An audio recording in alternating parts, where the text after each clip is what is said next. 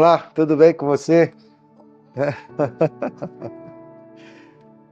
Hoje vamos falar um pouquinho da nossa aula aqui do Velho Testamento. E uma das coisas do Velho Testamento que sempre há uma pergunta, né? É no capítulo 24 e 25 de Êxodo, que você está vendo aí no multimídia, né? Você está vendo aí o tabernáculo. Então, o tabernáculo, ele, após o povo de Israel ter saído lá do Egito, eles fizeram uma caminhada de 40 anos que não precisavam, né, fazer tudo isso. Poderia ter feito em um mês, talvez, 2. Mas eles tinham que se desviar dos filisteus e também entraram no deserto por causa do pecado. Entraram lá no deserto de Midian, depois desceram até Mara, onde antes de Midian, pararam ali em Mara, e ali onde as águas eram amargas, e Moisés fez com que as águas pudessem ser águas que eles pudessem beber.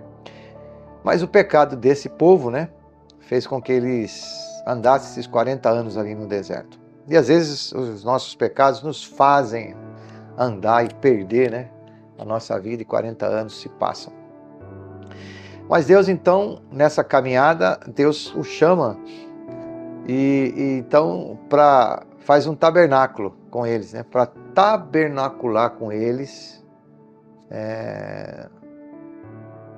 diante do grupo, diante daqueles homens. Saíram mais ou menos 600 mil homens do Egito, juntando crianças, mulheres, chegou a 2 milhões. E então lá nesse tempo Deus chama Moisés e dá como é que se deveria fazer o tabernáculo. O tabernáculo foi feito de uma forma que está em Êxodo capítulo 24, 25, 26, né, com todas as medidas, as coisas apropriadas, e para que eles entendessem, né, que Deus estava ali com eles, tabernaculando, estando juntos ali com eles, né. Eu gostaria de pensar então nesse tabernáculo que você está vendo aí, olha, ficava no meio do arraial, as tendas ficavam em volta, e vamos ver aqui uma figura aqui. Essa primeira parte aqui era o lugar que tinha o propiciatório, né? Depois o lugar para lavar as mãos. E dentro do tabernáculo tinha a entrada, o altar do holocausto, o altar do sacrifício, do incenso, a bacia de bronze. O tabernáculo inteiro era dividido em 3, né? A mesa dos pães da propiciação, o candelabro, o santo e o santíssimo ali, né? E você está vendo aí do lado, uma visão lateral, onde está a primeira parte ali, que você está vendo onde ficavam os querubins, né? A arca do concerto. Você está vendo o sacerdote ali com incenso, e naquela parte de trás do sacerdote tem o castiçal, e tem na frente ali a mesa do pão propiciatório. Ali os pães eram 12 pães, simbolizando, né, o castiçal, os 7 Espíritos de Deus, chamando o povo de Israel para cear com Deus, né? E o que eu te disse para você aqui, né, olha, ali os sacerdotes chegavam até ali, mas naquela parte, na última parte onde estavam os querubins ali, os serafins, só o sumo sacerdote entrava uma vez por ano para poder fazer o sacrifício por todo o povo. E o sacerdote, ele carregava no peito aquelas 12 pedras, simbolizando as 12 tribos, e simbolizando que o povo devia estar unido juntos, tá? E nos ombros as 6 pedras de cada lado, com o nome de cada tribo preciosa, simbolizando então, né, que o sacerdote estava carregando aquela nação aqui nas costas. Então é isso que é a função hoje sacerdotal de Jesus, né? Ele carrega você para entrar no céu e a unidade que ele quer que a igreja dele tenha, né? Então o acesso do tabernáculo era um acesso que o pecador podia entrar só na primeira parte. E o tabernáculo aponta para Jesus. É isso que nós vamos estar vendo aqui, né? As cortinas brancas da entrada, somente Cristo, o único puro homem, pode ter acesso a Deus. Naquela época eles poderiam entrar, os sacerdotes, né? Mas as pessoas não. A porta, ela tinha mais ou menos 10 metros e era grande, então essa porta é uma porta que Jesus está chamando. E naquela época era a ideia essa, né? O tabernáculo chamando o pecador. Deus quer que todos os homens sejam salvos. Essa entrada no tabernáculo era fácil, que na parte externa, né, era cercada, mas qualquer criança poderia entrar. Até uma criança poderia entrar na primeira parte, não tinha nenhuma tranca, não tinha nada que pudesse fazer com que... Era apenas uma cortina, né? Então, essa ideia de abertura, apenas com a cortina, é que Jesus disse: eu sou a porta, e aqueles que entrar por mim, né, encontrará a Deus, assim achará pastagens. Eu sou a porta, alguém entrar em mim, salvar-se-á, entrará e sairá e achará pastagens. Então há uma única porta nesse tabernáculo. A única porta que podia entrar era aquela. Então a única porta que a gente pode entrar é Jesus Cristo, nosso Senhor. Mas depois, no caminho, tinha um altar do holocausto, né? O altar de sacrifício. Então é um lugar onde matava o animal e sacrificava. E esse animal morria em lugar do pecado de alguém. Só que o animal ele não perdoava pecado. O sangue desse animal não perdoava pecado. Sem derramamento de sangue não há remissão de pecados. Mas esse animal apontava para Cristo lá na frente. E é isso que acontece quando o João Batista vê Jesus, diz assim: eis o Cordeiro de Deus que tira o pecado do mundo. Então o tabernáculo ele aponta para Jesus. O sangue do Cordeiro aponta para um sumo sacerdote eterno que vai tirar o pecado de todo mundo. Então o sumo sacerdote ele entrava uma vez por ano para tirar o pecado. E muitas vezes também tinha uma hora que ele orava e ele pegava um bode, o chamado emissário, né? E orava sobre a cabeça do bode, e depositando todo o pecado da nação, e soltava o bode no deserto. Então Jesus, ele não é esse bode, logicamente, né? Mas é esse que recebeu o pecado da humanidade sobre ele. E ele então levou para o deserto, né? O deserto da situação daquela cruz que ele esteve lá no momento. A Bíblia diz que quase todas as coisas, né, elas se purificam pelo derramamento do sangue. E isso não há remissão sem o derramamento do sangue. Hebreus 9, 22. Então, o Velho Testamento inteiro, você vai ver que eles estão levando o animal, né, para o sacrifício. E aí tinha toda a maneira de usar, né? Agora, a ideia é que um substituto inocente vai morrer em lugar dele. Interessante, até tinha um fato rabínico que eu estive lendo, que a família pegava assim um cordeiro e deixava crescer dentro de casa. Sim, dentro de casa, assim, né? Ali nas dependências, como se fosse um animalzinho de estimação. As crianças corriam com aquele bichinho. Só que chegava na época do sacrifício, o pai chamava a criança e dizia assim: olha, esse animal inocente vai ter que morrer em nosso lugar, pelos nossos pecados. A criança ficava, né, assustada, porque é aquele bichinho de estimação que ela aprendeu a amar. Mas isso também estava apontando para Jesus, né? aquele que era o Filho de Deus, que ia morrer em nosso lugar. Agora, Jesus é essa pessoa, por isso que ele diz assim, o Pai me ama, por isso que eu dou a minha vida para retomá-lo. Então, o altar era o lugar de bronze, onde se usava para o sacrifício e onde saía a fumaça, né, tirava lá a gordura e toda aquela situação que está lá em Levítico 4:31. E esse cheiro, né, como se fosse um cheiro de churrasco, chegava para Deus, né? Porque Deus tinha sido desonrado com o pecado do homem. Agora, Jesus é esse que diz assim, por isso o meu Pai me ama, porque eu dou a minha vida para retomá-la. Então Jesus é esse cordeiro perfeito que diz lá em Hebreus, e o Pai o ama. Agora, os sacerdotes não podiam descansar, porque tinha que estar sempre aceso os castiçais, o sacrifício era feito todo dia, né?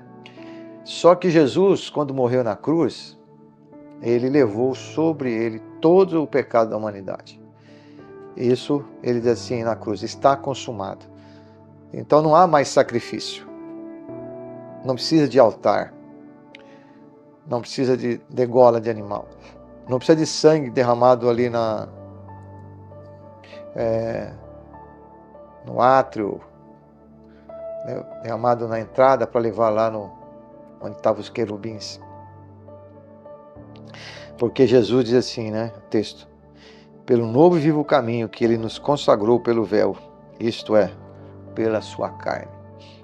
Enquanto o sacerdote ele não descansava noite e dia fazendo esse sacrifício, Jesus abriu um novo caminho, né, e consagrou pelo véu. O que significa isso?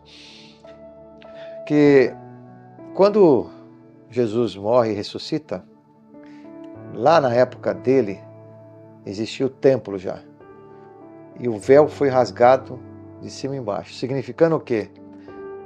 Que vós sois geração eleita. Vós sois sacerdotes reais. Pedro está dizendo por quê? Que eu, você, marido, mulher, homem, nós agora somos esse sacerdote que nós entramos diante de Deus. Então você não precisa de um sumo sacerdote, você não precisa de alguém para você confessar o seu pecado, para levar para Deus, para te perdoar. Você não precisa de nenhum homem, nenhum santo, ninguém. Você é responsável por você mesmo, né? A Bíblia diz exatamente isso. Cada um dará conta de si mesmo a Deus. Pelo novo e vivo caminho.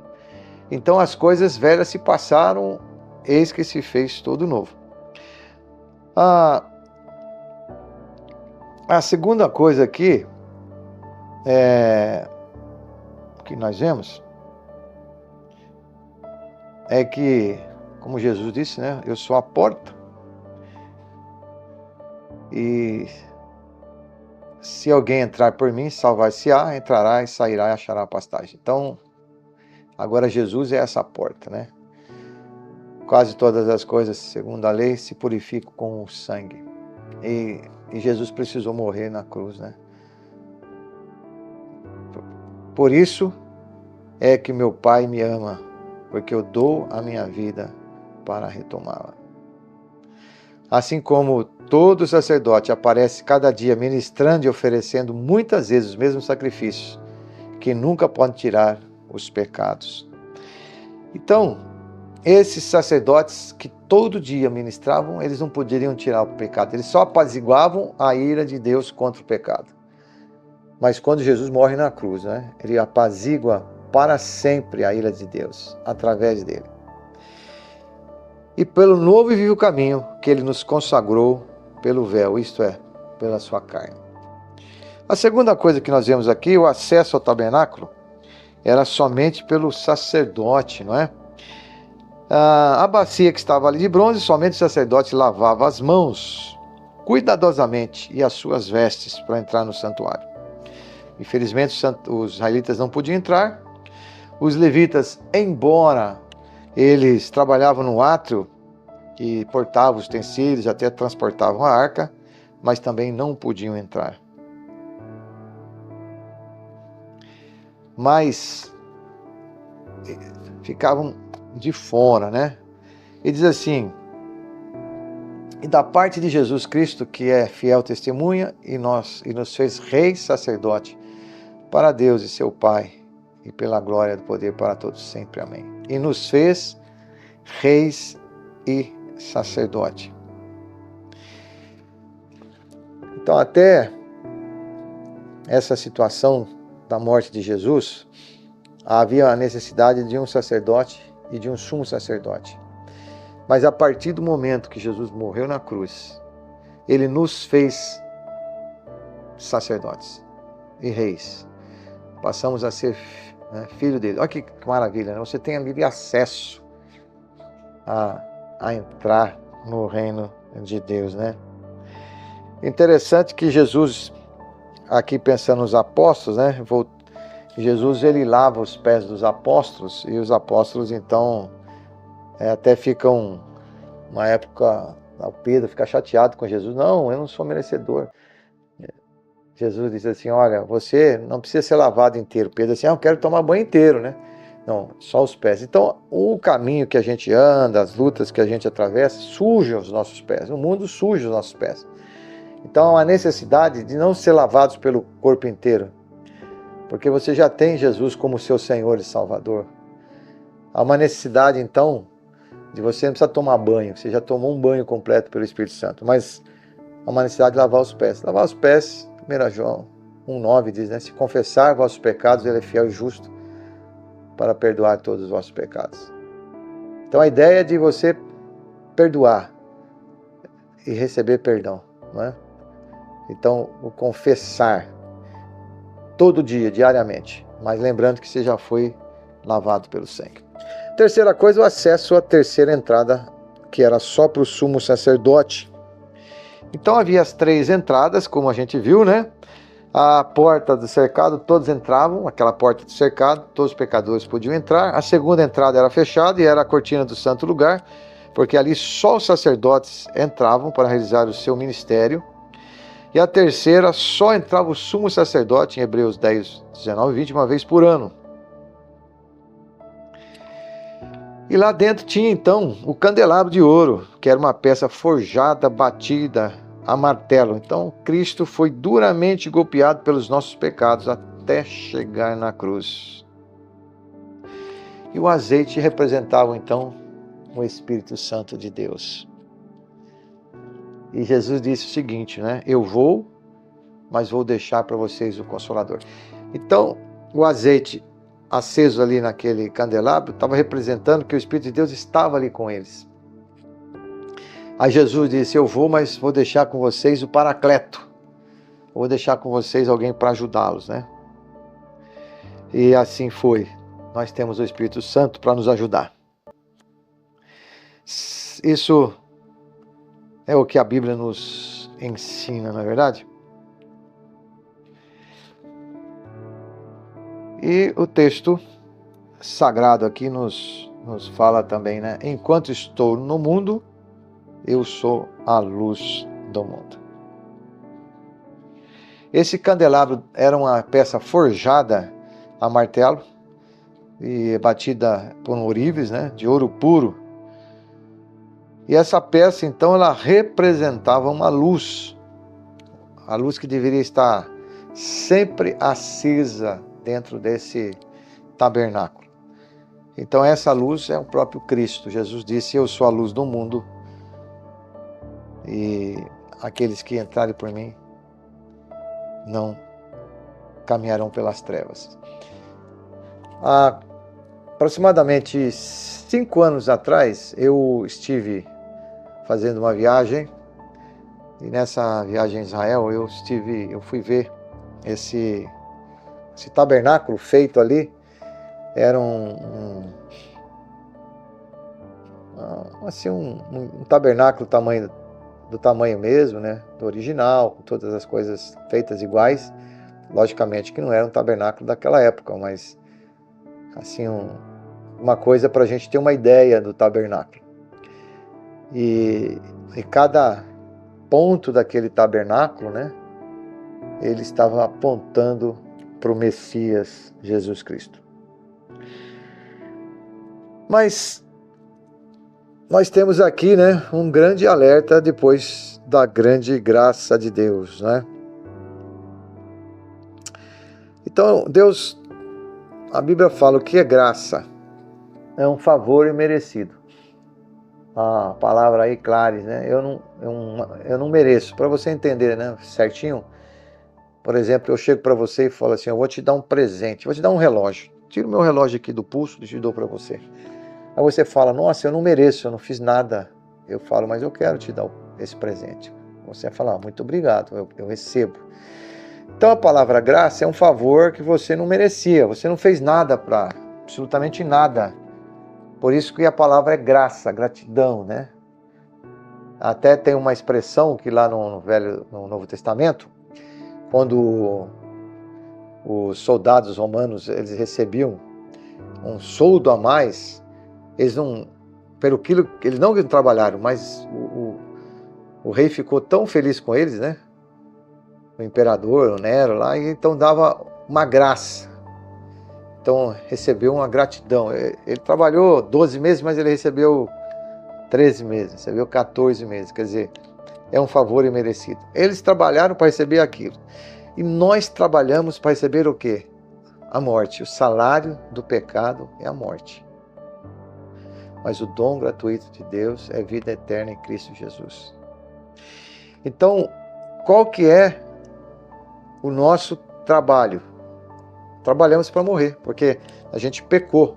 Mas a graça de Deus, esse favor imerecido, faz com que nós possamos ter uma vida. Jesus disse assim, eu vim para que vocês tenham uma vida e uma vida plena, não é? E esse é o texto que a palavra de Deus nos diz, né? Agora, a Bíblia diz assim, olha aqui, esse outro versículo, né?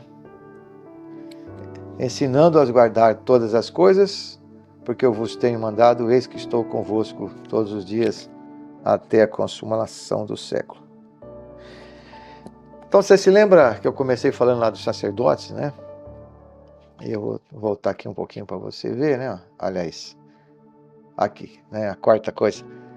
Olha, dá uma olhada aí, né? Olha, o sacerdote ele tem no peito aqui as pedras preciosas, aqui ele tem também as pedras simbolizando, cada pedra está simbolizando aqui a Israel, escrito as 12 tribos por nome, não é?